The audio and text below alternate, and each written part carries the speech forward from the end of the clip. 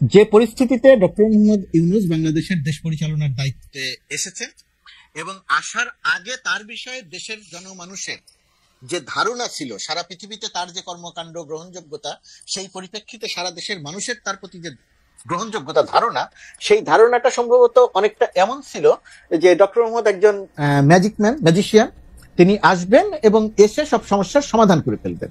তো তিনি এসেছেন, মানুষ এক ধরনের আশায় বুক বেঁধেছে, বিপুল প্রত্যাশা তৈরি হচ্ছে।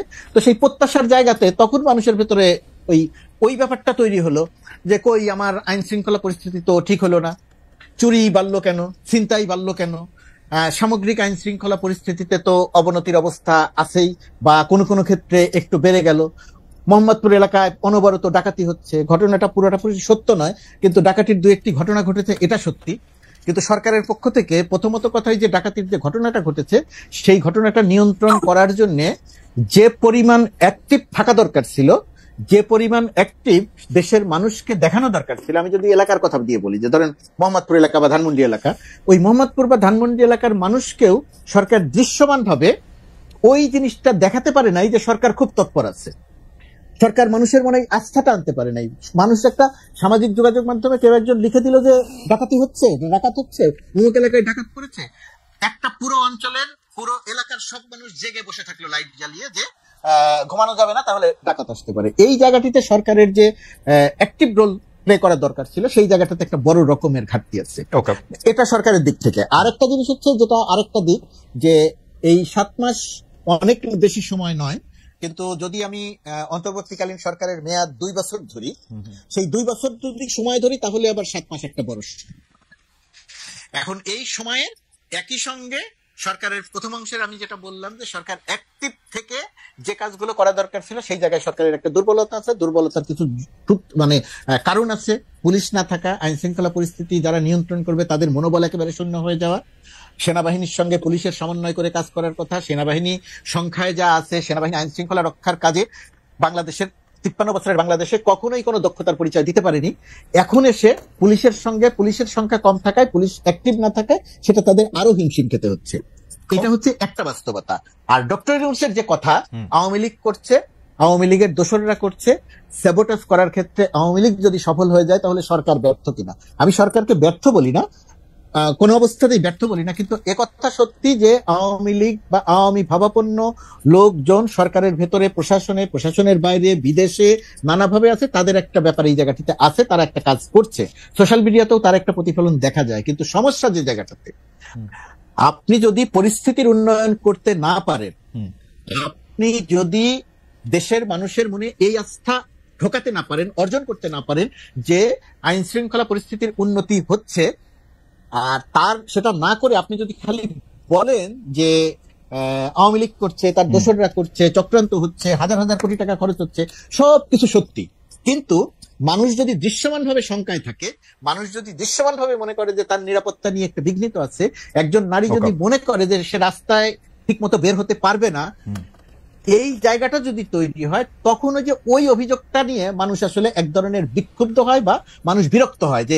ভাই বুঝলাম ওইটা হয়েছে, তো আপনি কি করলেন, আপনি কেন করতে পারছেন না। তো বাংলাদেশের সামগ্রিক পরিস্থিতিটা হয়ে গেছে ওই রকম।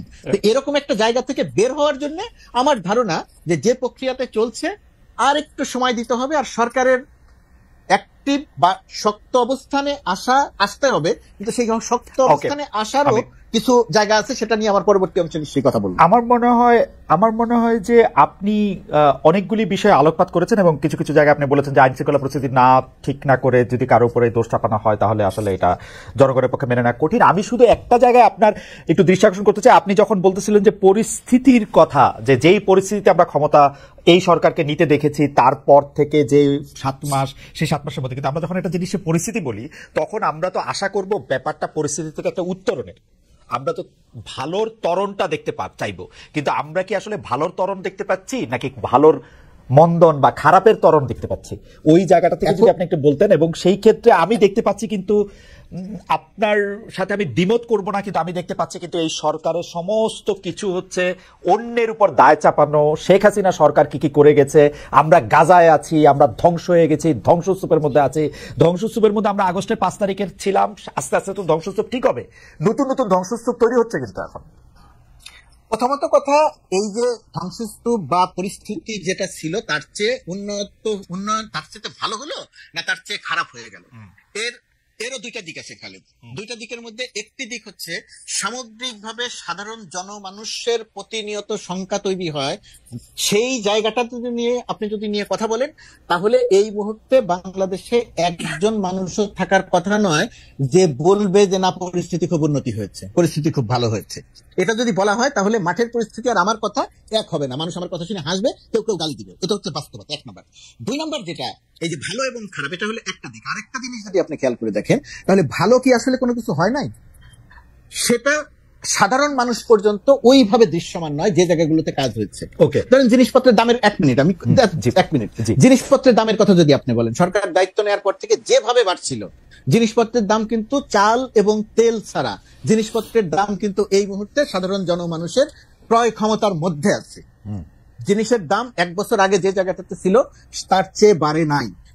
বেগুনের কেজি অন্যান্য সময়ে যে রকম বেড়ে যেত এই রোজার মধ্যে সেরকম বাড়ে নাই। শসার দাম সেভাবে বাড়ে নাই, কাঁচামরিচের দাম বাড়ে নাই, পটলের দাম বাড়ে নাই।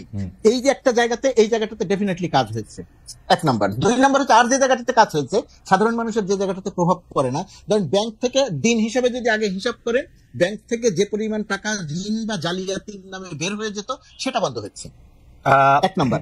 দুই নাম্বার, যে পরিমাণ টাকা পাচার হয়ে যেত সেই পাচার হওয়াটা বন্ধ হচ্ছে। এই আর্থিক খাতে আগের একেবারে পুরোপুরি ভাবে শৃঙ্খলা এসেছে আমি সেটা বলবো না, কিন্তু আর্থিক খাতে যে প্রক্রিয়াতে নৈরাজ্য চলছিল, টাকা ছাপিয়ে যে প্রক্রিয়াতে ঋণের নামে দিয়ে দেয়া হচ্ছিল এবং পাচার হয়ে যাচ্ছিল, সেই বড় বড় জায়গাগুলোতে কাজ হয়েছে।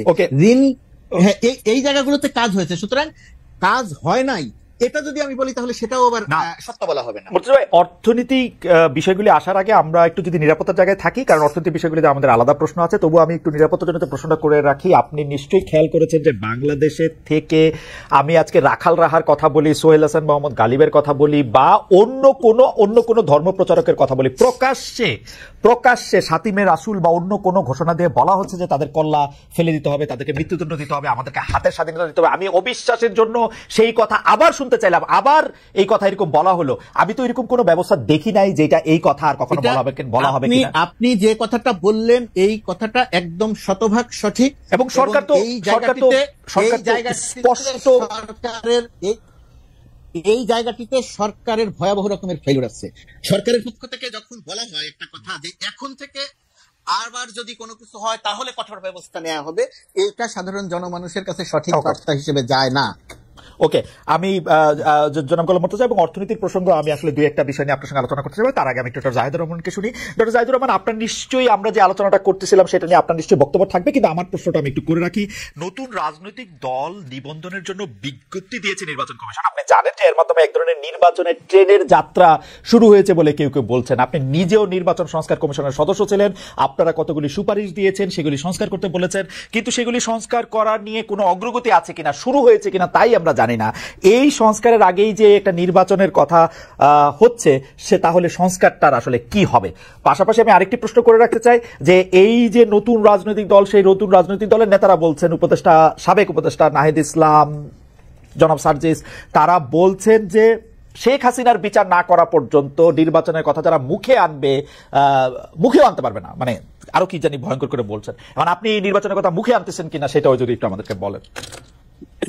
হ্যাঁ, ধন্যবাদ। আমি মুখে আনছি, আমি আনার পরও তাদের বক্তব্য নিয়ে কথা বলবো। তার আগে আইন শৃঙ্খলা নিয়ে দু তিনটা পয়েন্ট একটু যোগ করি। মুর্তজা ভাই খুব রাইটলি বলেছেন এবং আপনিও যে কাউন্টার অপিনিয়ন দিয়েছেন, I agree with that as well. আমি দুটো এক্সাম্পল দিই।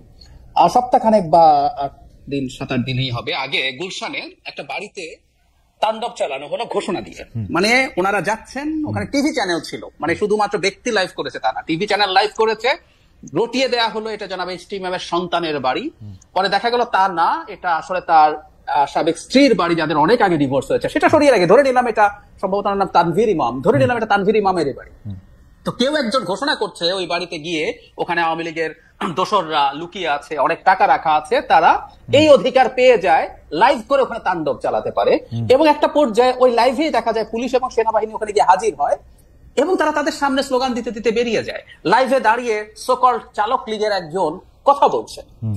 মানে খেয়াল করি ঢাকা শহরে গুলশানের মতো একটা জায়গায় এই ঘটনা ঘটলো। মানে এই প্রশ্ন খুব অনিবার্য ভাবেই আসে, দেশে কি সরকার আছে? আচ্ছা, নাম্বার 2, ওড়না নিয়ে যে ঘটনাটা ঘটলো, তখন যে যৌন হয়রানি যে ভদ্রলোক করেছেন তাকে যখন থানায় নিয়ে গেল, সারা রাত থানার মধ্যে কিছু মানুষ ছিলেন, তারা লাইভ করেছেন, তারা পুলিশকে রীতিমতো হেনস্থা করার চেষ্টা করছেন। এবং ওই লাইভে আমরা দেখছি, আমি রাত জেগে লাইভ দেখছিলাম, ভিডিও একটার পর একটা আসছিল, ওই নারীকে ধরে আনতে হবে এবং তার বিরুদ্ধে মামলা দিতে হবে। পরবর্তীতে কি হলো আমরা জানি, একটা পুলিশ স্টেশনে ঢাকা শহরে কিছু মানুষ গিয়ে পুলিশকে ধমকাচ্ছে এবং এই কাজ করতে হবে ওই কাজ করতে হবে বলছে। দেশে তো সেনাবাহিনীও আছে, এই লোকগুলোকে সরকার থানা থেকে বের করার কোন রকম কোনো ব্যবস্থা নেয়নি কেন? মানে থানা হচ্ছে সরকার, আমরা এভাবে যদি বলি, মানে সরকার একটা খুব গুরুত্বপূর্ণ ইউনিট। অ্যাবসলিউটলি। আর ওখানে বসে লাইভ হচ্ছে, ঘন্টার পর ঘন্টা, সারা রাত হয়েছে। মানে একটা সরকার তার এক্সিস্টেন্স দেখাতে হয়। খুব চমৎকার ভাবে মুর্তজা ভাই বলছেন যে মোহাম্মদপুরের মানুষকে এটা দেখাতে হবে, আসলে আমাদের এটা দেখতে হবে যে সরকার কাজ করছে, সরকার পদক্ষেপ দিচ্ছে, সরকারের পদক্ষেপগুলো ব্যর্থ হতে পারে কিন্তু তার পদক্ষেপগুলো নেয়ার চেষ্টা আছে, আমরা কোনো চেষ্টা কোথাও দেখিনি। ধরুন এর পরবর্তীতে এর দুদিন আগে দুজন আপনি একটা উদাহরণ দেওয়ার আগে আমি ছোট্ট করে কি একটু জানতে পারি যে আপনার হাইপোথিসিসটাও নিশ্চয়ই আপনি বলবেন যে সরকার এটা করতেছে না কেন? মানে আপনি বলতেছেন যে থানা যেটা আসলে বিচারালয়ের এক্সটেন্ডেড হ্যান্ড, সেই জায়গার মধ্যে গিয়ে আপনি দাঁড়ায় আসেন, বলতেছেন, লাইভ করতেছেন, মুন্ডুপাত করতেছেন সরকারের, বা যেটা এটা ভুল খারাপ সেটা আমি জানি না, সরকার তাদের বিরুদ্ধে কোনো ব্যবস্থা নিতেছে না। প্রকাশ্যে আরো 10টা ঘোষণার কথা আমি বলতে পারি, রাখাল রাহা, সোহেল হাসান কালিবরা ক্রমাগতভাবে বাচ্চাও পার পাচ্ছেন না। মানে সরকারটা কই আসলে? সরকার নাই আসলে, এবং সরকার নাই আসলে এখন এই প্রশ্নগুলো এসে দাঁড়াবে। আমরা দীর্ঘদিন থেকে এটা এখনো সরকারের যে ক্রিটিক করছি, আসলে আমরা এই সরকারকে ওন করেই করছি, কিন্তু সরকার আসলে সরকার হয়ে ওঠে। মানে আমি প্রায় এভাবে বলি, বাংলায় আমরা না এটাকে শাসন বিভাগ বলি, বাংলায় এভাবে বলি। সো তাকে তার শাসনটা দেখাতে হবে আইনের চৌহদ্দির মধ্য থেকে, এটা সবচেয়ে জরুরি ব্যাপার। দুজন নারীকে প্রকাশ্যে রাস্তায় বিভৎসভাবে পেটানো হলো, দীর্ঘদিন শোরগোল করার পর, যেই লোককে এটা করেছে তার ছবি ঘুরে বেরিয়েছে না, তাকে দীর্ঘদিন শোরগোল করার পর গতকাল বা পরশু তাকে গ্রেফতার করা হয়েছে, তাই না? মানে এটা করতে হচ্ছে। একটার পর একটা মাজার ভাঙা হয়েছে, 86টা মাজার, আমি সংখ্যাটা হিসাব রাখি সেজন্য আমি বলতে পারি, এখন পর্যন্ত 86টা মাজার, 80টার পর একটা সংগঠন জানিয়েছিল, এরপর আরো 6টা মাজার ভাঙা হয়েছে। কোথাও কোনো পদক্ষেপ সরকারের দিক থেকে নাই আসলে। আমার কাছে একটা জিনিসের জন্য মনে হয়, আমার একটা হাইপোথিসিস আছে, আমি জানি না, বাংলাদেশকে একটা গণতান্ত্রিক ট্রান্সফরমেশনের দিকে এগিয়ে যাওয়া নিয়ে কারো কারো ব্যারিয়ার আছে। মানে এই সরকারকে অনেক এক্সটেন্ড করো অথবা অন্য কোনো ধরনের সরকার আনার চেষ্টা করো, তার জন্য তো একটা ডিস্টেবিলাইজ করার সিচুয়েশন লাগবে। সরকারের কোনো একটা অংশ কোনোভাবে এর সাথে জড়িত না হলে আমি কোনো ব্যাখ্যা খুঁজে পাই না। গুলশানের মতো জায়গায় যেখানে এত নিরাপত্তা এজেন্সি আছে, গোয়েন্দা সংস্থা আছে, এবং আমি ওই জায়গাটা খোঁজ নিয়ে দেখেছি, ওর আশপাশে বিভিন্ন এম্বাসির অনেক ডিপ্লোম্যাটও থাকে। মানে এটা একেবারে পরিকল্পনা করে দেখানো হলো বাংলাদেশ একটা স্টেটলেস অবস্থায় আছে, এখানে একটা মবক্রাসি চলছে, এই পরিস্থিতি তৈরি হচ্ছে। তো সরকারের কেউ না কেউ কোনো না কোনো ভাবে ইনভলভ না থাকলে এটা না। কিন্তু ডক্টর রহমান, আমার একটা প্রশ্ন আছে যে আপনার মানে এইটা আসলে বলতেই হয় যে আপনি মেধায়, প্রতিভায়, বিবেচনায়, বিশ্লেষণে অনেকখানি এগিয়ে, সেজন্য আপনার কাছে একটা ডিডাকশনের প্রশ্ন যে আপনার কাছে কি মনে হয় না যে এই সরকার অজনপ্রিয় হইলে এই সরকারের সবচেয়ে বেশি ক্ষতি এবং লাভ হচ্ছে এই সরকারকে যারা বেশি সমালোচনা করতেছেন তাদের, অর্থাৎ বিএনপির অথবা জামাত অবশ্য সরকারকে এত সমালোচনা করতেছে না, বিএনপি করতেছে। সুতরাং সরকার যত অজনপ্রিয় হইতেছে বিএনপি তত লাভ, এরকম মনে হয় না? সমন্বয়কদেরকে যত বোকা দেখানো যাচ্ছে, যত মানে ওদের দেখাইতে হবে না, ওদের এমনিও একটু বোকা বোকা লাগতেছে, কিন্তু ঘটনা হচ্ছে যে এটাতে লাভ আসলে বিএনপির বা পরে যারা ক্ষমতায় আসবে, এরকম মনে হয় না? একদমই তাই, এটা একটা প্রবাবিলিটি, আমি এটাকে উড়িয়ে দিচ্ছি না যে দেশে একটা আনস্টেবল সিচুয়েশন যদি তৈরি করা যায় তাহলে ইলেকশন সরকারকে দ্রুত দিতে হবে। এই হাইপোথিসিসটা logical, I agree with this. এটা একটা অপশন, এটা একটা ডিফারেন্সিয়াল ডায়াগনোসিস, আমরা মেডিকেলে যেভাবে ওয়ান অফ দ্য ডায়াগনোসিস এটা। কিন্তু আবার এটাও, কারণ আমরা দেখি প্যারালালি আরেকটা চেষ্টা চালু হয়েছে, দেশে ইলেকশন চাইলে পলিটিক্যাল পার্টিকে বদমাশ বলা হচ্ছে। খুব গুরুত্বপূর্ণ একজন পাবলিক ইন্টেলেকচুয়াল বদমাশ শব্দটা ব্যবহার করেছেন। তারা ক্ষমতায় যাওয়ার জন্য বসে আছে, 15 বছর এক দল খেয়েছে, আরেক দল 15 বছর খাবে। কিভাবে এখন ইলেকশন হয়, কিভাবে 3 বছর 4 বছর, এখন টাইম ফ্রেম বলা শুরু হয়েছে, গুরুত্বপূর্ণ লোকজন। এবং আমরা আসলে যেহেতু দেশের পলিটিক্যাল অবস্থা খোঁজ খবর রাখি, যাদের একটা অংশের সাথে খুবই যোগাযোগ আছে, ছাত্রদের, সমন্বয়কদের এবং সরকারের কারো কারো, তারা যখন এই আলাপগুলো করে তখন এটা আর একটা অপশন যে সরকার যদি আনস্টেবল হয়ে ওঠে তাহলে ভিন্ন কিছু, সেটা 1-11, সেটা একটা মিলিটারি টেক ওভার, অথবা একটা সোকল্ড আমি বলছি এটা জেনে শুনে, এই ফাইটটা আমি দীর্ঘদিন থেকে করছি, একটা বিপ্লবী সরকার এখনো এই আলাপ তোলা হয় যাতে করানোর চেষ্টা করা যায়। তারা সফল হবে কিনা ডিফারেন্ট আলোচনা। সো এইরকমও একটা অপশন আসলে এখানে আছে। আমরা দুটোকেই কনসিডারেশনে নিশ্চয়ই রাখবো। আমি আপনারটাকেও গ্রহণ করছি।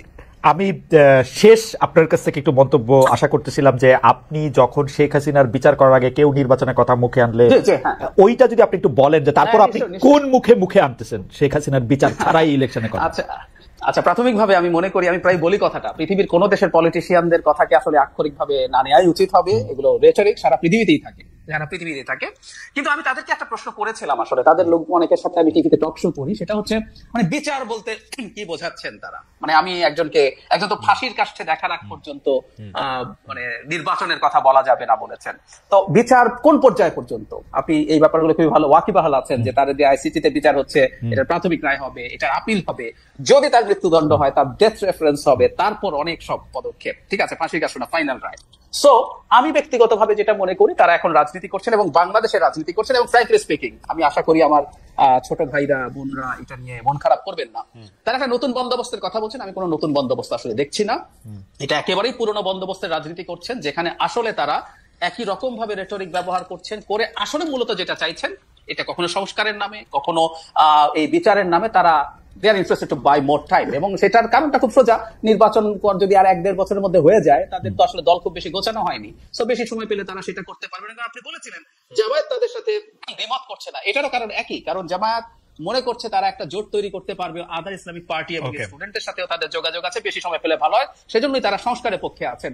আমি যদি সুযোগ হয় আমি সেই আলাপ করবো যে আমি আসলে নতুন কোন বন্দোবস্তের কথা যখন বলছে আমি সেটা দেখছি না। আমি আপনাকে এই আলাপের মধ্যে একটু নিয়ে আসবো। আমি শুধু প্রস্তাবনাটা বলে রাখি, সেটা হচ্ছে আপনি কোনো নতুন বন্দোবস্ত দেখতে পাচ্ছেন না। সেখানে আমার হাইপোথিসিস হচ্ছে নতুন বন্দোবস্ত দেখার আগে তাদেরকে আসলে খুব বেশি কর্নার করা হচ্ছে। আপনি যদি বয়ানগুলি দেখেন, বিশেষ করে হচ্ছে বিএনপি বা তাদেরকে যারা বেশি অপছন্দ করে, আপনি প্রথমে এটাকে ছাত্র জনতার মানে বৈষম্য বিরোধী ছাত্রদের আন্দোলন, পরে এটা ছাত্র জনতার আন্দোলন, পরে ছাত্র শব্দটাকে আরো একটু কমিয়ে বলা।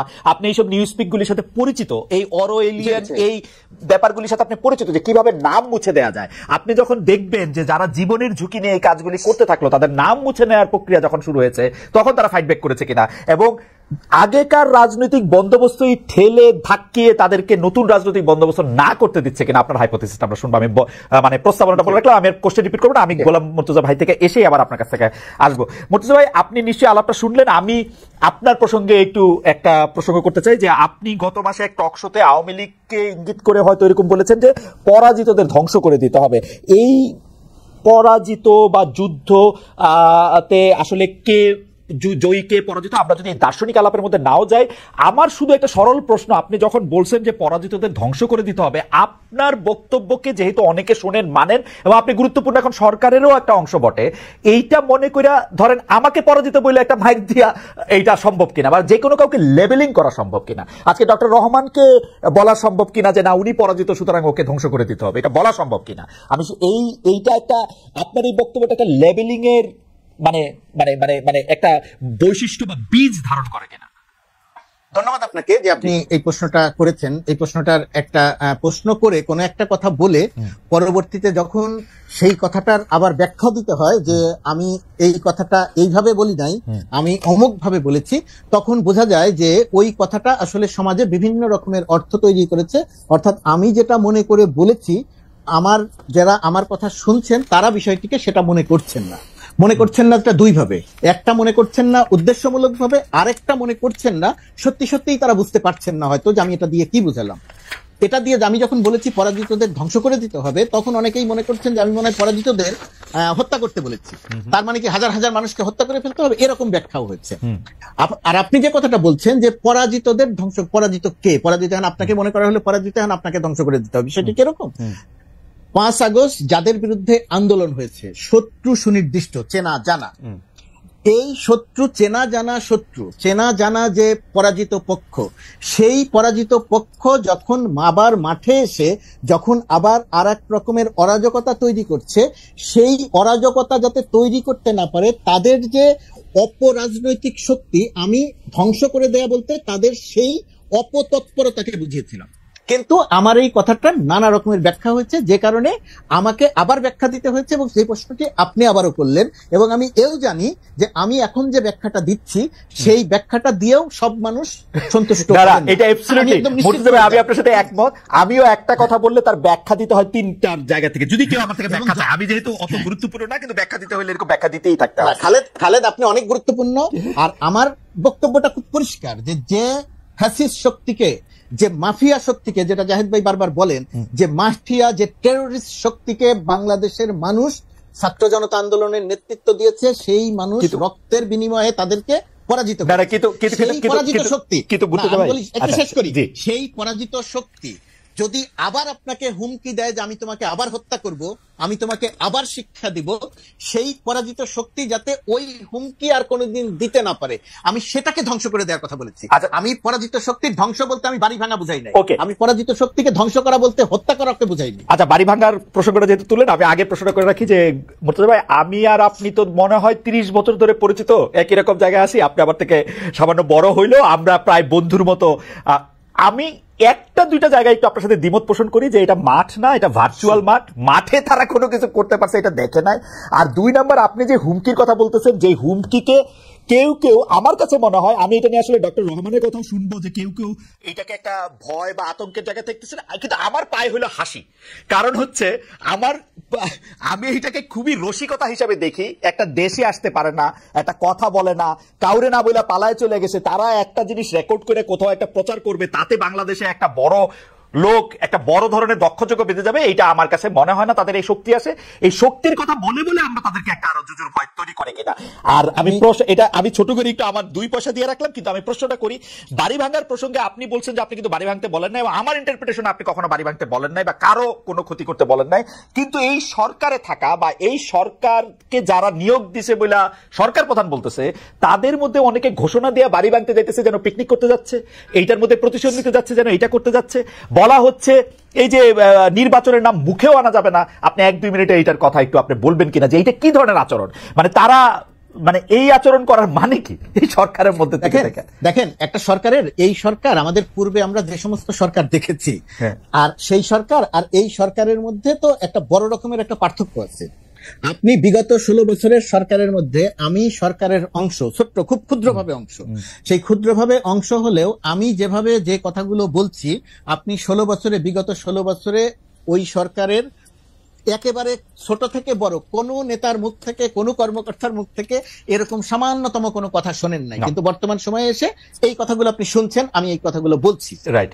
এই যে ধরেন নির্বাচন না মুখে আনবে না, আমি কিন্তু যে কোনো শোতে বা যে কোনো জায়গাতে কথা বলতে গেলে নির্বাচন হবে, আমি তখন আমার একটাই বক্তব্য থাকে, নির্বাচন নিয়ে অনেক রকমের কথা হবে, অনেক রকমের আলোচনা হবে, শঙ্কা হবে, পরিস্থিতি এমন হবে যে আর মনে হয় নির্বাচন হলো না। কিন্তু আমি নির্বাচন বলতে বুঝি, ডক্টর মোহাম্মদ ইউনূস যে কথা বলেছেন যে ডিসেম্বর থেকে মার্চের মধ্যে নির্বাচন হবে, আমি নির্বাচন বলতে বুঝি যে নির্বাচন ডিসেম্বর বা জানুয়ারির মধ্যে হবে, কিন্তু সেই নির্বাচন নিয়ে নাম মুখে আনা যাবে না, সেই কথা যেরকম আলোচনা হবে এর চেয়েও বড় বড় কথা আলোচনা হবে, কিন্তু নির্বাচন নিয়ে আমার কোনো শঙ্কা নেই। মুর্তজা ভাই, আপনার কাছে কি মনে হয় যে ওরা কি এই জাতীয় সংসদ নির্বাচন করতে একটু ভয় পাইতেছে নতুন রাজনৈতিক দলটা? মানে ভয়ের তো কোনো কারণ নাই। না, দেখেন, একটা রাজনৈতিক দল, একজন রাজনৈতিক নেতা কোন বিবেচনায় কোন কথাটা বলেন, সেই কথাটার অর্থ তিনি কি বললেন আর সাধারণ মানুষ কি ভেবে নিল, রাজনৈতিক নেতার কথাকে আপনি কখনোই হুবহু হিসেবে ধরবেন না। আচ্ছা, যে সে আপনি আমি তো সরল ভাবে জি আমি ঢাকা শহরে বসে বলছি যে নির্বাচন ডিসেম্বর বা মার্চের মধ্যে হবে, আমি সরকারের অংশ। আবার আরেকজন যে এই কথাটা বলছেন, সে সরকারের অংশ নয়, কিন্তু সরকারের তার আমার চেয়ে অনেক গুরুত্বপূর্ণ, সে সরকারের কাছে, কারণ তাদের প্রতিনিধিরাই সরকারে আছে। সুতরাং সেই মানুষটা যখন কথা বলছেন, আমি আবার সরকারের অংশ হয়েও আমি বলছি নির্বাচন ডিসেম্বরে হবে, আবার উনি বলেছেন যে নির্বাচনের নাম মুখেও আনবেন না, যদি উনি তার একটা ব্যাখ্যা দিয়েছেন যে নির্বাচন বলতে ওই ব্যাখ্যা বলতে তিনি বুঝিয়েছেন যে নির্বাচন বলতে তিনি বুঝিয়েছেন যে নির্বাচন পিছনের কথা তিনি বলেন নাই, তিনি বলেছেন শেখ হাসিনার বিচার প্রসঙ্গে, এটার একটা কথা তিনি বলেছেন। আর আপনার ইন্টারেস্টিং ছিল, আমি কথা বলতে চেয়েছিলাম, আপনার প্রথম প্রশ্নটা কি যেন ছিল, ভুলে গেলাম। প্রথম যদি কখনো আবার যদি আপনি ওই যে না, প্রথম প্রশ্ন তো ছিল হচ্ছে পরাজিত ধ্বংস করা প্রসঙ্গে, আমি জানতে চাইছিলাম যে এটা ট্যাগ দেয় কিনা, এটা ট্যাগ তো দেয়, হ্যাঁ, এটা ট্যাগ দেয় কিনা। ঠিক আছে, আমরা আবার আসবো আপনার কাছে। আমি একটু ডক্টর জাহিদ রহমানের কাছে আরেকটা জিনিস আমি একটু কথা বলে নেই। ধরেন একটা ঘটনা, ওই যে আপনি পরাজিত শক্তির কথা বলছিলেন, যে টেলিফোনে হুমকি দিল, ধরেন ইউরোপের কোন একটা দেশে 8 জন নেতার সাথে বসে সে বলল বাংলাদেশে আসতেছি, সীমান্তের কাছে, হ্যাঁ সীমান্তের কাছেই আসি, ধরে ধরে শিক্ষা দিব, ইত্যাদি ইত্যাদি কথা বলো। এই কথাটার আপনার কাছে প্রতিক্রিয়াটা একরকম, আমার কাছে প্রতিক্রিয়া একরকম, আর মাঠে থেকে যারা আন্দোলন করেছিল তাদের কাছে প্রতিক্রিয়াটা আর একরকম। তাদের কাছে প্রতিক্রিয়াটা আপনার কাছে হাসি পায়, আমার কাছেও হাসি পায়। হাসি পায় কেন? কারণ আমি জানি যে সে কখনো আসতে পারবে না, আসার মতো অবস্থা তার নাই। 1 নাম্বার, হরতাল দিল, সেই হরতাল কি হলো সেটা তো আমরা দেখলাম। কিন্তু যে মানুষগুলো মাঠে থেকে আন্দোলন করেছিল, ধরেন 4 তারিখে আমি যখন আমার অফিসের 6 তলায় দাঁড়িয়ে দেখছিলাম যে পুলিশ প্রথমে আসলো, পুলিশ পিছিয়ে গেল, পরে ছাত্রলীগ যুবলীগ অস্ত্র নিয়ে গুলি করতে করতে আসলো, আমাদের চোখের সামনে 4 থেকে 6 জনকে দেখলাম পড়ে গেল, একজন পড়ে গেছে। ওই যে সেই পুলিশের বক্তব্য, পুলিশের যে বক্তব্য, গুলি করি মরে একটা, আর বাকিটি যায় না, এটা আমার চোখের সামনে দেখা, কারণ আমরা কয়েকশো মানুষ সেটা দেখেছি চোখের সামনে। তো ওই যে ছেলেটা পাশে একজন দাঁড়িয়েছিল, সে হয় তার বন্ধু, সহপাঠী, সহকর্মী, একই সাথে স্লোগান দিচ্ছিল, তার মধ্যে একজন মারা গেল। তো ওই যে তার যে ভেতরে যে প্রতিক্রিয়া, সে কিন্তু আমার আর আপনার মতো সুস্থভাবে এখনো চিন্তা করছে না। যাই হোক, যখন আমি কথা বলে তখন তার ভিতরে যে প্রতিক্রিয়া হয়, সেই প্রতিক্রিয়াটা আমার আর আপনার মতো হাসির জায়গাতে থাকে না, তার ভিতরে একটা বিক্ষুব্ধতা তৈরি। আমার মনে হয় যে বিক্ষুব্ধতার নানা রকমের ধ্বংসাত্মক প্রকাশ হয়ে থাকতে পারে, হয়ে যেতে পারে। আমার মনে হয় যে মুর্তজা ভাই আপনি ঠিকই বলতেছেন, কিন্তু আমরা যোগাযোগের ছাত্র হিসেবে একটা জিনিসের কথা বারবার পড়ছি, বিশেষ করে এই আধুনিক যোগাযোগে, যেটা নাম হচ্ছে অপিনিয়ন লিডার। এইটা বোধ হয় কেউ একজন, আমাদের শিক্ষকদের মধ্যেই কেউ একজন এটা বাংলা করেছিলেন মত মোরল। আপনারা যারা মত মোরল আছেন তাদের দায়িত্ব তো নিশ্চয়ই আছে তাদেরকে এটা বলার, কারণ আমার ক্ষেত্রে মনে হয় যে আমি মাঠে থাকলেও আমার প্রতিক্রিয়া হয়তো, পারলে আসেন, আমরাও চাই আপনি আসেন, আপনাকে আটকেছি কে, আপনি আসেন, আপনি আসবেন না কেন? আমি আসবো, মুর্তজা ভাই আপনার কাছে আসবো, যে আমার প্রতিক্রিয়া হয়তো যে আপনি অবশ্যই আসেন, আপনাকে ওয়েলকাম জানাই। আমি ডক্টর জাহিদুর রহমানের কাছে যাওয়ার আগে আমি দর্শকদের কাছে জানতে চেয়েছিলাম যে শেখ হাসিনার বিচারের আগে নির্বাচন নয় এমন দাবি তুলেছেন জাতীয় নাগরিক পার্টির আহ্বায়ক নাহিদ ইসলাম। এই অবস্থান সঠিক বলে মনে করেন কিনা? শতকরা 65% আমাদের দর্শক মনে করছেন যে এই আহ্বান সঠিক, শতকরা 35% মনে করছেন সঠিক নয়। 89,000 দর্শক ভোট দিয়েছেন। ডক্টর জাহিদুর রহমান, আমরা আপনার কাছে বিরোধী মানে যে বন্দোবস্ত, নতুন রাজনৈতিক বন্দোবস্ত আসলে আপনি আমাকে প্রশ্ন করেছেন, আমি মনে করতে পারি সেটা হচ্ছে যে তাদেরকে পুরোনো বন্দোবস্তে ঠেলে দেওয়া হয়েছে। জি জি জি। আমরা এখন আমার একটা স্মৃতি মনে পড়লো, সেটা হচ্ছে আমরা তখন অনেক ক্রিকেট খেলা দেখতাম, বহু বছর ক্রিকেট খেলাটা দেখি না। তো আমাদের সময় রিচি বেনো খুব বিখ্যাত একজন কমেন্টেটর ছিল, বেনোকে মানে সবচেয়ে বড় আইকন হিসেবে দেখা। আমি নিশ্চিত না এটা বেনোর কিনা, কিন্তু আমার যতদূর মনে পড়ে বেনোর কথা। কেউ একজন নতুন জীবনে প্রথমবারের মতো টেস্ট ক্রিকেটে নেমেছেন, ব্যাটিং এ নেমেছেন, এবং প্রথম বলটাই ছিল বাউন্সার, এবং বাউন্সারটাকে তার মাথায় লাগে। তখন রিচি বেনো নাকি তার নাম করে, ধরলাম উনি খালেদ ছিলেন, তখন উনি বলছেন, mister Khaled, welcome to test cricket, এরকম একটা উক্তি খুব বিখ্যাত হয়ে আছে। সো স্টুডেন্টদেরকে বা এই যে নতুন দল হলো, আমি তাদেরকে বলতে চাই, ওয়েলকাম টু পলিটিক্স। পলিটিক্স এরকমই, এবং ওনারা আক্রমণের শিকার হবেন, নানান মন্তব্য হবে। এবং আমরা যদি ধরে নেই বিএনপি পুরনো বন্দোবস্তের দল, বিএনপি চাইবে সে তার কমফোর্ট জোনে তাকে নিয়ে এসে খেলার জন্য, এটাই নিয়ম, প্রত্যেকে তাই করবে। আপনি ধরুন, আপনি জার্মানিতে কিছুদিন আগে নির্বাচন হলো, আমেরিকাতে নির্বাচন হলো, মানে বিকশিত গণতন্ত্রের জায়গাগুলোতে কি হয় আসলে? আমি ভারত তো দীর্ঘদিন গণতন্ত্রের চর্চা করছে, তারপর আমি সরিয়ে রাখি, ট্রু অর্থে লিবারেল ডেমোক্রেসির কান্ট্রিগুলোতে প্রত্যেকটা দল চেষ্টা করে তার পেরিফেরিতে, তার পেরিমিটারের মধ্যে অন্য দলকে নিয়ে এসে রাজনীতি করতে। এটাই নিয়ম, এটি রাজনীতিক খেলাটাই এরকম। সো বিএনপি চেষ্টা করেছে, সে তার পুরোনো বন্দোবস্তে এদেরকে আনতে চাইবেন খুব স্বাভাবিকভাবে, কারণ এখানে তার দীর্ঘ সময়ের ব্যুৎপত্তি আছে, স্কিল আছে, দক্ষতা আছে। এখন তাকে তো আসলে ওর বাইরে থাকার চেষ্টা করতে হবে, তার বাইরে থেকে রাজনীতি করতে হবে। আমি একটা উদাহরণ দিই। আম আদমি যখন প্রথম দিল্লিতে, ইনফ্যাক্ট আমি দেখেছি ওনারা আম আদমি কি করছে না করছে সেটাও ফলো করছেন বলে বলেছেন, তারা যখন আসলেন বিজেপি খুব করে চাইলো তার বন্দোবস্ত আইডেন্টিটি পলিটিক্স, হিন্দুত্ববাদী রাজনীতিতে তাকে ঢোকাতে। ও তো ঢোকে নাই, ও না ঢোকে রাদার একদম নতুন স্বপ্ন মানুষকে দেখাতে পেরেছিল, ওয়েলফেয়ারের কথা বলতে পেরেছিল, দে গট ইলেক্টেড, এবং এর পরের বারও হয়েছে, এবার যদিও হননি। তো তার মানে এটাই বলতে চাইছি আমি, এটা নিয়ে আর কাউকে ব্লেম করা যাবে না, কারণ তারা যখন একটা নতুন বন্দোবস্তের কথা বলবেন, সেই নতুন বন্দোবস্তটা নতুন বন্দোবস্ত হবে। এবং আমি একটা কথা একটু তাদের উদ্দেশ্য আগে বলেছিলাম, এটা একটু ইম্পর্টেন্টও, এই যে আম আদমি এবার নির্বাচনে হারলো, আম আদমি চাইতে খারাপ পারফর্ম করে কি ভারতের সরকার পুনর্নির্বাচিত হয় নাই? হয়েছে। সারদা কেলেঙ্কারির পর পশ্চিমবঙ্গে মমতার দল ডুবে যাবে বলছিল, এত ডিজাস্টার এত মানুষের হলো, ও জিতে গেল। তো আমার আন্ডারস্ট্যান্ডিং যেটা, সেটা হচ্ছে এরকম, আম আদমির ব্র্যান্ডিং হচ্ছে আমি দুর্নীতি মুক্ত থাকবো, আমি সুশাসন নিশ্চিত করব, আমি ওয়েলফেয়ার নিশ্চিত করব। সে আম আদমির যখন সাম পার্সেন্টেজ স্খলন দেখা গেছে, আবগারি শুল্ক নিয়ে, মদের সেই লাইসেন্স নিয়ে যখন ট্রুলি কিছু অভিযোগ মানুষ বিশ্বাস করেছে যে তারা দুর্নীতি করেছেন, বা একজন অরবিন্দ কেজরিওয়াল যখন কোভিড এর মধ্যে লক্ষ লক্ষ বা কোটি কোটি রুপি খরচ করে তার নিজের বাড়ির বিলাসিতা, পুরো মার্বেল উনি চেঞ্জ করেছেন ফ্লোরের, উনি একেবারে ইলেকট্রনিক পর্দা লাগাচ্ছেন কোভিড এর সময়, এই জিনিসগুলো মানুষ নেয়। তাহলে আমি যেটা বলতে চাইছি, যারা নতুন বন্দোবস্তের কথা বলবেন তারা আর কে কি করছে তার সাথে না, আমরা চিন্তা করব, আমরা তাকে তুলনা করব তিনি যে ন্যারেটিভ আমার সামনে আনতে চাইছেন সেই ন্যারেটিভের সাথে তুলনা করি। সুতরাং তারা যখন বলেন যে বিএনপি ওখানে এটা করেছে আমরা এটা করতে পারি, এগুলো ভুল জায়গা। তাদের আসলে এই নতুন বন্দোবস্তে যে আলাপ তারা সামনে আনছেন এটা স্ট্রিক্টলি ফলো করতে হবে। আমরা তাদেরকে বিএনপি বা আওয়ামী লীগ বা জামায়াত কারোর সাথে তুলনা করবো না। উনি আমাকে যা বলছেন, উনি আমাকে যে স্বপ্ন দেখাচ্ছেন তার সাথেই আমি তাকে তুলনা করব। এটা হলো একটা দিক। আচ্ছা, আমি একটু মাঝখানে একটু দর্শকদের কথা একটু বলে রাখি। দর্শকদের মধ্যে একটা বড় অংশ এই প্রশ্ন করছেন যে নির্বাচন হলে কি হবে। আমি এটাকে একটু বিস্তৃত করি। আপনি কি বলতে পারেন যে নির্বাচন হলে এই রাস্তায় মেয়েদের প্রতি বুলিং বন্ধ হবে? আমরা কি নির্বাচিত সরকারের সময় এগুলি দেখি নাই? নির্বাচিত সরকারের মধ্যে বাংলাদেশের সবচেয়ে বড় অনির্বাচিত সরকারটা অবস্থান করে, আমরা কি বাংলাদেশে এটা দেখি নাই? আজকে আপনি যে মোহাম্মদপুরের কথা আপনি বলতেছেন, আজকে একটা মোহাম্মদপুরের বদলে আরেকটা ইসলামপুর যে হবে না, সেইটাকে আপনি এটা বলতে পারেন? পাশাপাশি আপনি এই নির্বাচন হলে কি হবে জায়গা আপনি একটু মন্তব্য করেন। আমি একজন দর্শকের মন্তব্য একটু পড়তে চাই। তিনি কাজী মোয়াজ্জেম হক, তিনি বলছেন যে অনলাইন ভোটিং হচ্ছে কনফিউজিং, কারণ মিডল এজ থেকে সিনিয়র সিটিজেনরা সাধারণত অনলাইন ভোটিং অংশগ্রহণ করে না। তিনি ইংরেজিতে বলছেন এবং এইটা দিয়ে আসলে ট্রু সিটিজেন্স ওপিনিয়ন বোঝা যায় না।